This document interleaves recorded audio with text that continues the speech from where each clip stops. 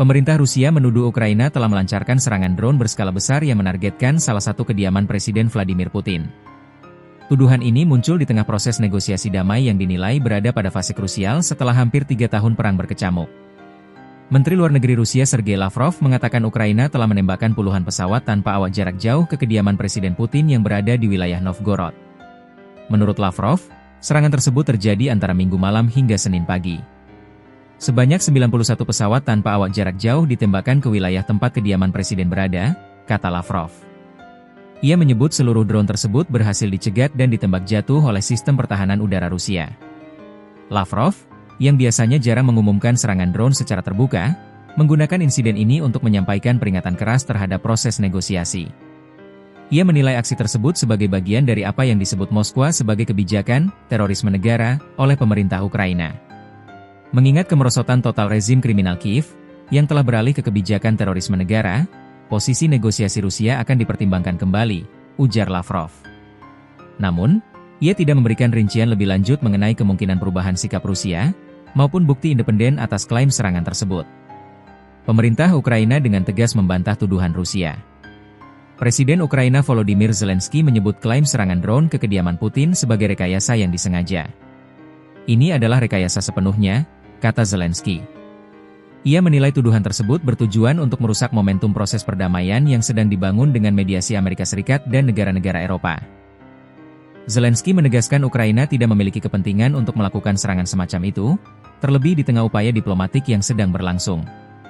Menurut Kiev, tuduhan Rusia justru dimaksudkan untuk mengalihkan perhatian dari situasi di medan perang dan menekan posisi Ukraina dalam perundingan. Namun, reaksi berbeda datang dari Presiden Amerika Serikat Donald Trump. Trump, yang pada Senin pagi melakukan panggilan telepon dengan Presiden Putin, menyampaikan kritik terbuka terhadap Ukraina terkait dugaan insiden tersebut. Saya tidak menyukainya. Ini tidak baik, kata Trump kepada wartawan di kediamannya di Mar-a-Lago, Florida. Trump mengungkapkan bahwa informasi mengenai dugaan serangan tersebut ia peroleh langsung dari Putin. Anda tahu siapa yang memberitahu saya tentang hal itu? Presiden Putin memberitahu saya tentang hal itu, ujarnya. Menurut Trump, situasi saat ini sangat sensitif dan membutuhkan kehati-hatian dari semua pihak. Ini adalah periode waktu yang sensitif. Ini bukan waktu yang tepat, kata Trump, merujuk pada proses perundingan yang sedang berjalan. Laporan Rusia ini muncul pada momen penting dalam upaya perdamaian. Ukraina sebelumnya menyatakan telah menyetujui sekitar 90% dari rencana perdamaian yang dirancang oleh Amerika Serikat. Rencana tersebut mencakup berbagai aspek, termasuk kerangka jaminan keamanan pasca perang bagi Ukraina. Meski demikian, isu wilayah masih menjadi hambatan utama dalam negosiasi. Rusia, yang dalam beberapa bulan terakhir mengklaim memperoleh kemajuan di medan perang, terus menolak skema perdamaian yang tidak memenuhi tuntutan teritorialnya. Moskwa berulang kali menegaskan bahwa setiap kesepakatan damai harus mencerminkan realitas di lapangan. Rusia menuntut pengakuan atas wilayah-wilayah yang telah dikuasainya sejak awal invasi, sebuah posisi yang ditolak oleh Ukraina dan sekutu-sekutunya di Eropa. Perang Rusia-Ukraina telah berlangsung sejak Februari 2022. Kremlin menyebut invasi tersebut sebagai operasi militer khusus yang bertujuan mendemilitarisasi Ukraina dan mencegah perluasan NATO ke arah timur.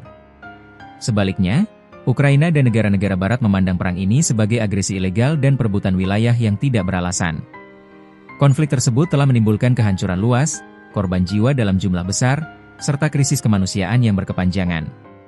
Perang Rusia-Ukraina juga disebut sebagai konflik bersenjata terbesar dan paling mematikan di Eropa sejak Perang Dunia Kedua. Selain dampak kemanusiaan, perang ini turut mengguncang stabilitas ekonomi dan keamanan global, termasuk pasar energi dan pangan. Hingga kini, klaim Rusia mengenai serangan drone ke kediaman Presiden Putin belum dapat diverifikasi secara independen.